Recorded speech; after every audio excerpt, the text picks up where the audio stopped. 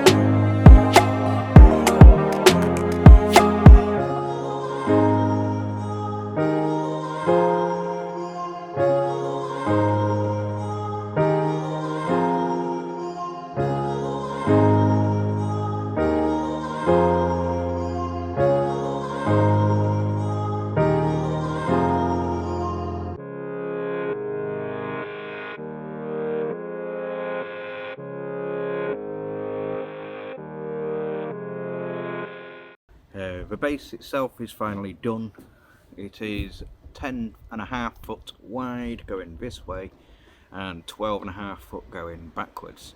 It's much bigger than what I'm used to. The old shed was only about 7.5 foot wide, but the usable space was only probably 2 or 3 foot inside. This one is obviously going to have the bigger back walls, the bigger side walls and a bigger front, and that's pretty much it. The base itself, as you can see, it's a little bit windy. The base itself, as you could see, is basically a frame that I've made myself. I've recycled it from my old shed, and then I've added to it, added some extra struts for support, done all that, and then what I did is I spent ages getting all the ground level. That's what took longest. It's taken about 2.5 weeks to get everything done. It's been an absolute nightmare, but I got it done, got it all levelled off. The rest of the garden looks an absolute bomb site, but that's obviously going to get sorted once this is done. And that's it. So once I got it all levelled, I got bags of gravel that you saw in the last week's video. Used them to basically bulk up and level off, and then put some paving slabs down, worked out how to get it all level, got it all level, and then I got some tarpaulin. Actually I got some weed control fabric first, put that down, and then I put some tarpaulin on top of it for an extra layer of waterproofing. Once I've done that, I put the frame down. I've also put a few little posts in on some points to basically keep it secure so it's not moving anywhere, so there's no chance of it moving off any of the paving slabs or anything like that. And then once I did that, I just basically put it all down, got the OSB boards that I showed you again, which are these ones here, put them all into place, screwed them in, and got them all sorted. And that's pretty much it. It's nice and level, it's big, it's nice and bright, because obviously it's been painted white. I was going to do it the other way around and have the white on the inside going down, but I thought with the weed control and the tarpaulin I don't really need to do that, so I'm just keeping it as it is, and the white's going to go on top, just to protect it a little bit more from the rain, because we are forecast a couple of days of rain, and obviously it's still going to be open for probably a week or two until I've got the roof on place. Now as far as the shed itself goes, as the title suggests, it's a shed on a budget. So far it's cost me nothing, not a penny. And yes, I know you can tell, but it just means that you can basically do it. I just want to show that you don't need much money to get a workshop and get going. So if you can find some bits, Facebook Marketplace is an amazing place to find stuff. I've found bits of wood, roofing sheets, I've found doors, I've found windows, I've found this OSB, cost me nothing. It was on Facebook, someone getting rid of it. All the gravel was free. Everything basically. It's cost me nothing. It's been hard work. It's not been easy. It's good. Obviously, you could have spent a bit more money and got someone in and had it done within a few days, but that's not really what we're doing. And plus, we can't really afford it. So we're doing it as we're doing it. Now, going forward, what I'm going to be doing next is working out exactly where I'm going to be putting stuff. Now the back wall, I'm actually going to use the existing floor from my old shed, and that's going to go, because it's the same length going this way, so that's going to go at the back with some extra stud work to basically make it stronger, because some of the wood was rotten, so I'll be replacing that and then doing that, so that'll go on there.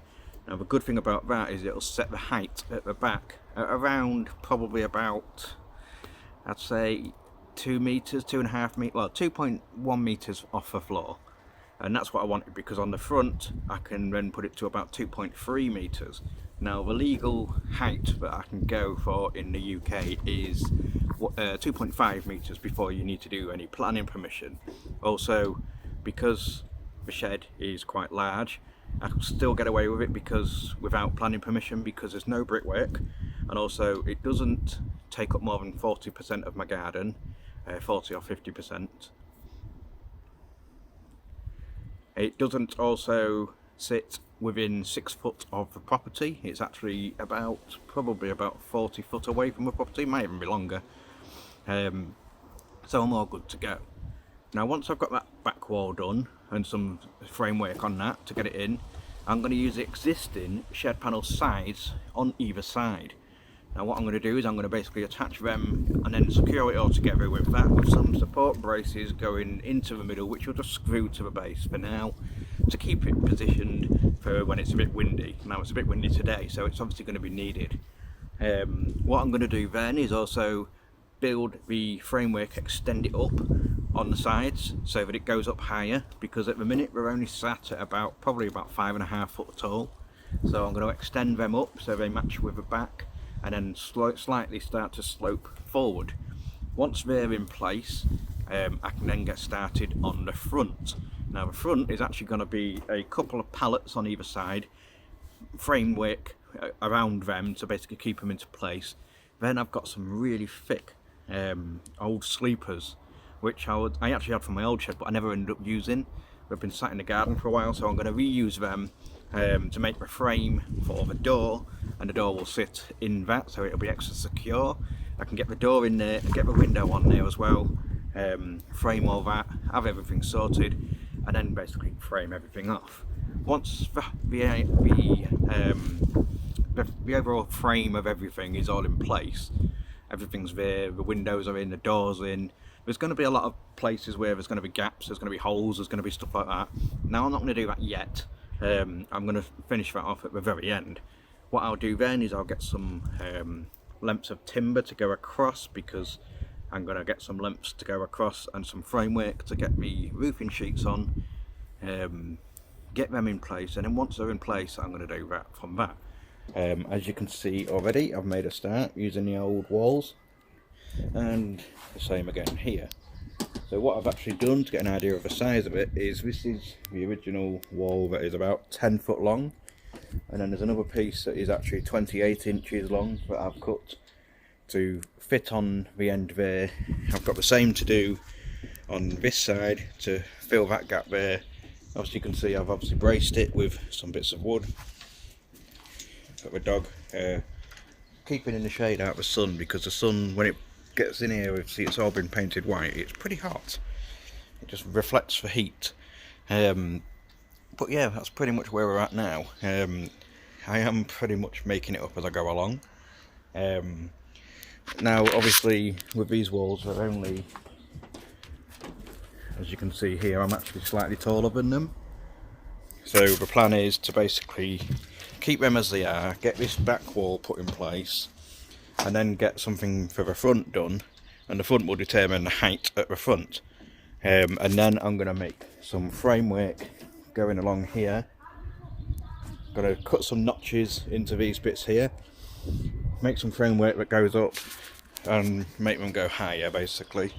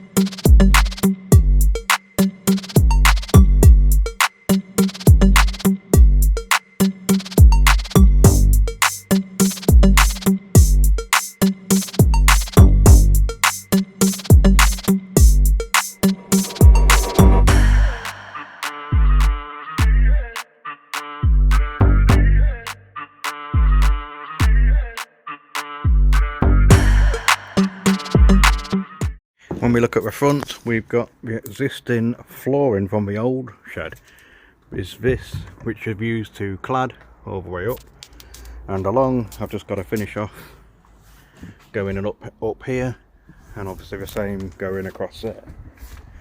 The door itself, this is the original door that I was going to use. This is that composite, the big heavy one that I got, and that was all well and good, but the problem I had with that is, with it being composite, it was nice and strong, but as you can see, it's a wooden door. It actually started to warp at the end and it bowed out, so when I put it on, it wouldn't shut properly. I tried to sort of adjust it and fix it a bit, but it didn't really work, so I just ended up getting a new one. Now this one was free. It is an old install that's basically been taken out of someone else's, so they got a new one.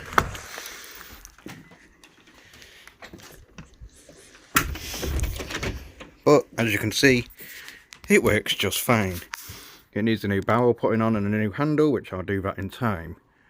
This is from the inside, and obviously you see the PVC window there, and then you've got the framework which I've put along here. Now this is basically old wood. This is an old fence post, a couple of lengths of CLS stud timber that I've used in there, and then secured everything to it. There is actually an old railway sleeper going right the way across to the length of it, and then I've got some more old lengths of reclaimed wood on the sides to basically give it that overall structure. Again, on the bottom I've got another piece of reclaimed timber going right the length. There is an old mattress in place which isn't staying. That is basically because we've got a new one, and it's in here to stop the dogs getting at it and peeing all over it, basically, because that's to go to the tip next week. The sides everywhere else is basically the old shed, as you can see. Now you can get an idea of the height of the old shed. It's actually, I can just touch it right here. It's about probably 5'6" high. Up here maybe 5'8" because I've extended the height slightly on the bottom. And these are basically the existing ones. What I'm going to do is then use these roofing battens that I've put across the top, and I've extended the height through these posts here to basically give me an idea of where I'm building up to. So what I'm going to do is add some stud work along here, here, here and here to basically build it up, and then I'll put some cladding along the side. And then again the same going across here, and the same going across here.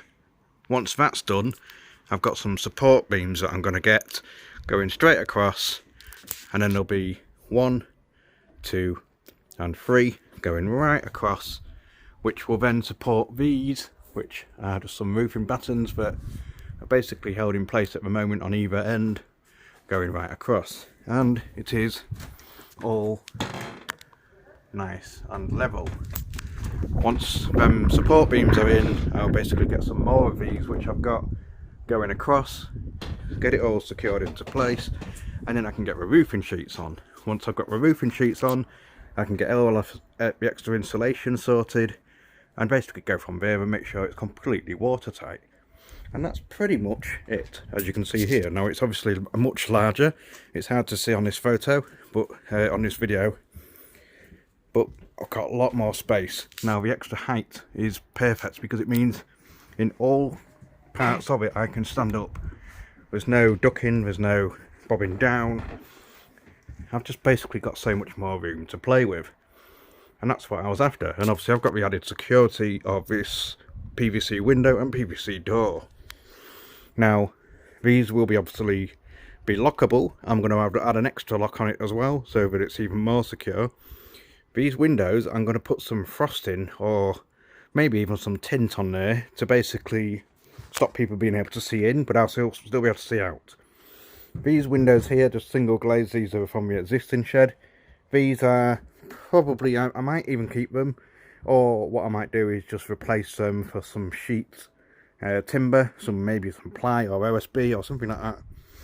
But I'll see as I go along. And that's pretty much where I'm standing at right now. The added benefits of doing it the way I've done it is that, as you can see, obviously I need to get it all tidied up, and I need to get the get some mud and concrete and gravel and whatever I need to do to get it around the side sorted out. There's a few bits that need basically filling in. These aren't actually incredibly strong at the moment because it's just held up by the base here and on the sides, but once it's got these extra posts going up to here, that'll add it some extra rigidity, you make it strong basically.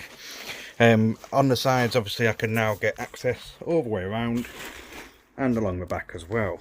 I'm going to make this look a bit nicer, a bit tidier, and then I'm going to have some guttering coming down from here all the way to the end, because obviously it'll drip off into this. Then I'm going to have a water butt at the end here and a water butt here, and what they'll do is basically collect the rainwater to feed the plants that are going to be in the garden. As far as what I've actually used from the old shed, I've used quite a lot, and there's still a lot of wood left. I'm still going to use some of it, like some of this old this is ply, this is the old roof. I'm going to take off this felt and use that for the back, to go along the back here to basically extend the height.